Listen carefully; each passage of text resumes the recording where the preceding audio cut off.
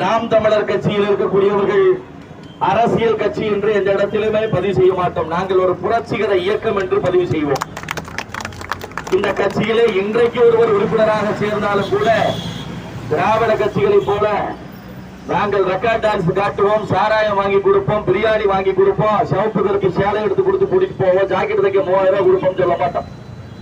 நாம் தமிழர் கட்சியில இன்றைக்கு ஒருவர் உறுப்பினராக சேர்ந்தாலும் நம்முடைய மண்ணிற்காக, மக்களுக்காக, விடுதலைக்காக 50,000 மாவீரர்கள் தன் இன்னுயிரை ஈர்ந்திருக்கிறார்கள். 1,76,000 தமிழச்சிகள் தன்னுடைய தாலியை அறுத்திருக்கிறார்கள். அவர்கள் இறக்கப்பட்ட பிரசவத்திலே உருவான கட்சி தான், பிரசவிக்கப்பட்ட கட்சி தான் நாம் தமிழர் கட்சி. இந்த கட்சியிலே நீங்கள் இணைந்து விட்டால் பதவி என்பது கிரீடம் அல்ல, முள் படுக்கை.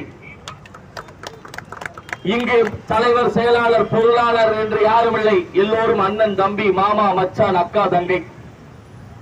இங்கு சிறைகளை பார்க்க வேண்டும், சித்திரவதைகளை பார்க்க வேண்டும், கடைகளை பார்க்க வேண்டும், உடைகளை பார்க்க வேண்டும் என்று சொல்லிதான் கட்சிகளை சேர்க்கிறோம்.